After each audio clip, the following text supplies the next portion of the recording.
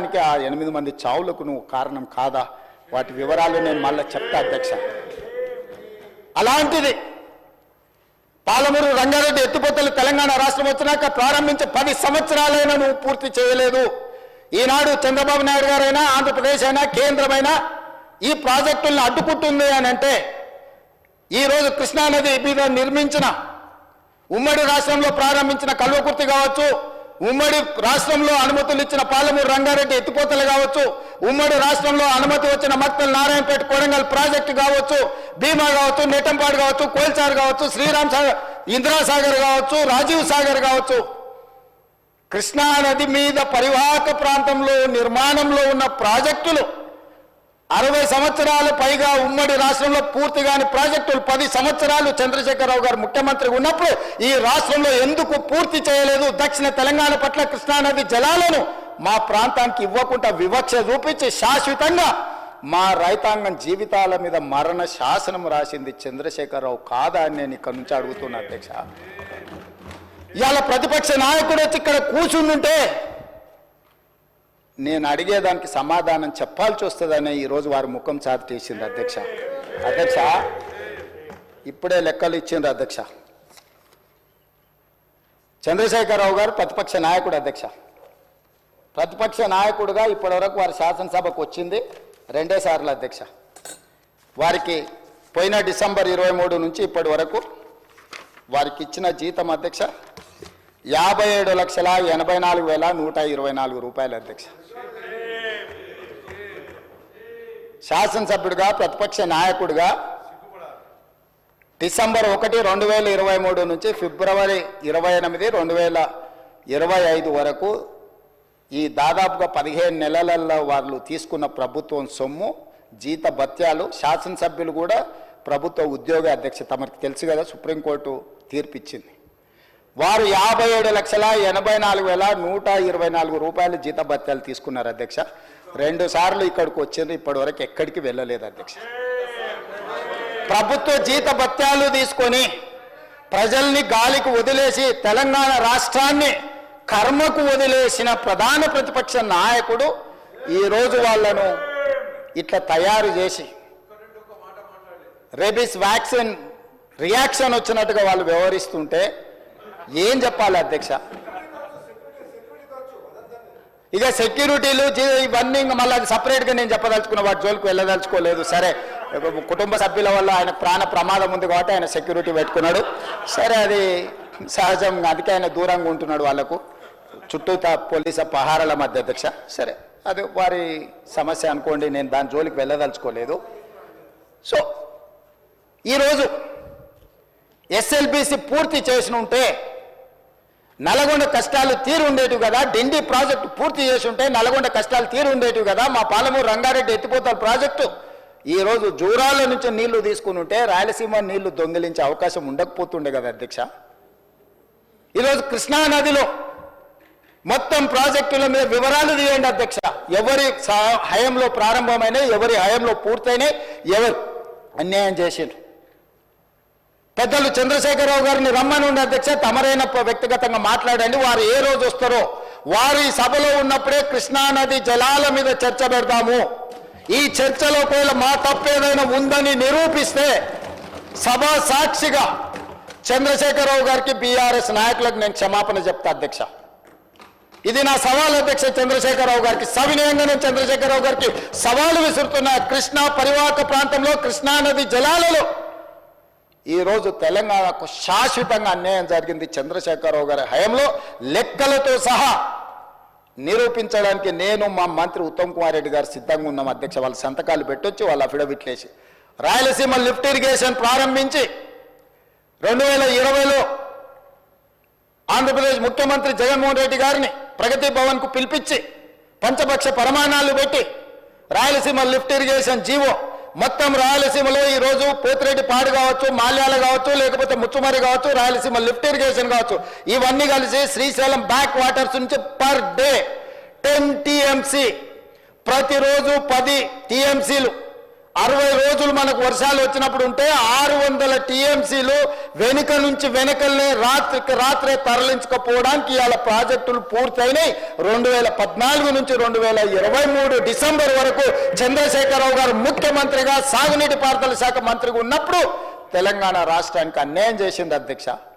రోజుకు 10 టీఎంసీల నీళ్లను తరలించకపోయే ప్రాజెక్టులు వాళ్ళు పెడితే చంద్రశేఖరరావు నిమ్మకు నీరెత్తినట్లు ఉంటే నారాయణపేట నియోజకవర్గంలో గవినోళ్ళ శ్రీనివాస్ అని ఒక సామాన్యమైన రైతుతోని green tribunal, national green tribunal చెన్నైలో కేసు వేయించి ఆ ప్రాజెక్టుల మీద స్టే తీసుకొచ్చి ఈ ప్రాజెక్టులో అనుమతులు లేకుండా, పర్యావరణ అనుమతులు లేకుండా ప్రాజెక్టులు నిర్మిస్తున్నారన్న ప్రాజెక్టుల మీద స్టే ఒక పాలమూరి అతి సామాన్యమైన రైతు కుటుంబం నుంచి ఒక రైతు స్టే తెచ్చిన తర్వాత మేము గగ్గోలు పెట్టి లొల్లి పెట్టి రాళ్లతో కొడతామని పాలమూరు జిల్లా రైతులు తిరగబడ్డ తర్వాత ఆ పిటిషన్లో రాష్ట్ర ప్రభుత్వం పోయి ఇంప్లీడ్ అయింది అధ్యక్ష.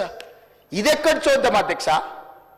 తెలంగాణ హక్కుల కోసం శాశ్వతంగా మనకు అన్యాయం జరిగే నిర్ణయాలు ఆంధ్రప్రదేశ్ తీసుకుంటే ప్రభుత్వం కొట్లాడాల్సింది పోయి ఉద్దండులైన న్యాయ కోవిదులను పెట్టి అడ్డుకోవాల్సింది పోయి వదిలేస్తే ఒక సామాన్యమైన పాలమూరు రైతు నేషనల్ గ్రీన్ ట్రిబ్యునల్లో కేసు వేసి స్టే తీసుకొస్తే పర్యావరణ అనుమతులు ఇవ్వని అప్పుడు పోయి వీళ్ళు విధిలేని పరిస్థితిలో ఇంప్లీడ్ అయినారు అధ్యక్ష.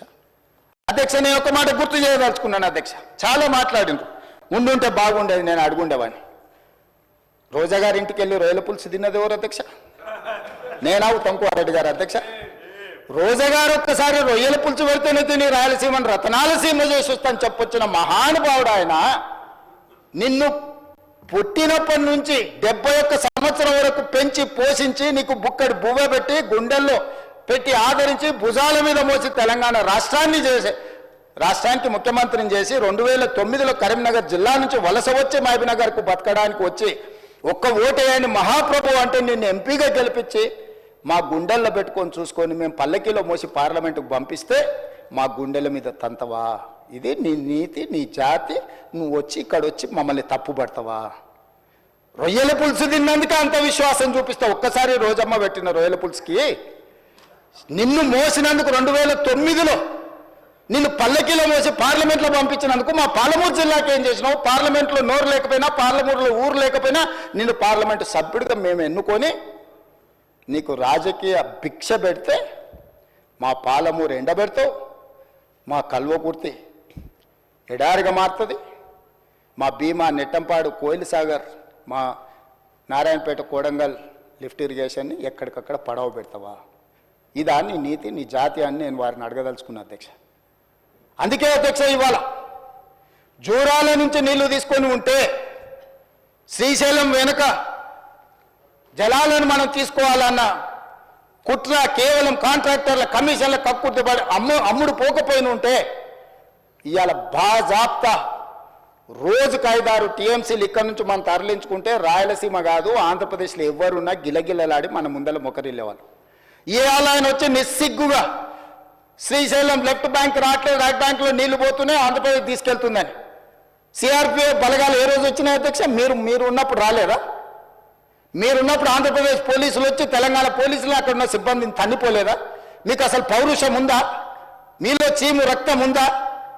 ఆంధ్రప్రదేశ్ నుంచి పోలీస్ సిబ్బంది వచ్చి తెలంగాణ సిబ్బందిని తన్నిపోతే కూడా సిగ్గు లేకుండా ఫామ్ హౌస్లో పండుకున్న మీరు ముఖ్యమంత్రి, మీరు ప్రభుత్వం ఉన్నప్పుడు సిఆర్పిఎఫ్ బలగాలు తిష్ట వేస్తే నాగార్జున సాగర్ ప్రాజెక్టు మీద మన్ను తిన్న పాముల్లాక ఉన్న మీరు ఈరోజు మమ్మల్ని తప్పుపట్టి మీరు చేసిన పాపాలు అన్నిటిని మా నెత్తి మీద నెట్టేసి నోరు ఉంది కదా అని వాగి మమ్మల్ని తప్పుపట్టాలనుకుంటున్నారా? ఇదేనా మీ 10 ఏళ్ల అనుభవం?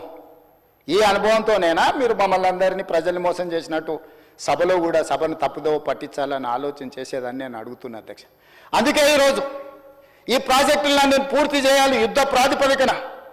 మీరు అప్పులు తప్పులు చేసి ఇక్కడ కొంప ముంచిపోతే కూడా దాన్ని చక్కదిద్దుకుంటూ ఒకటొకటిగా పరిష్కరించుకుంటూ ఆ ప్రాజెక్టులను ఎట్లయినా పూర్తి చేయాలని నిన్న మొన్న సీతారామ సాగర్లో మా తుమ్మల నాగేశ్వరరావు గారు, మా ఉత్తమ్కుమారెడ్డి గారు, ఆ జిల్లా మంత్రులందరూ కష్టపడి అక్కడ ప్రాజెక్టులను ఒక కొలికి తెచ్చే ప్రయత్నం చేస్తారు.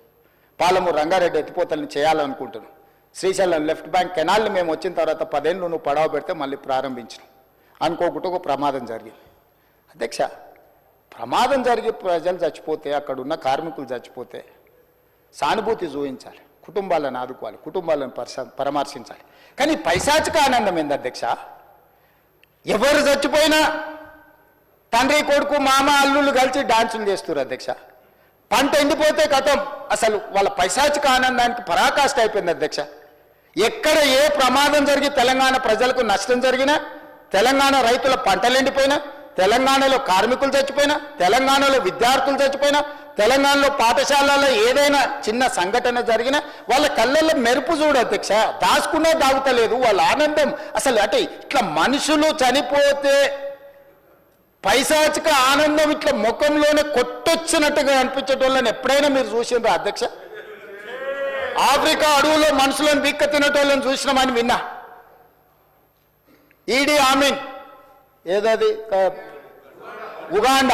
ఉగాండాకు అధ్యక్షుడు ఉండే అధ్యక్ష ఈడీ ఆమీన్ అని.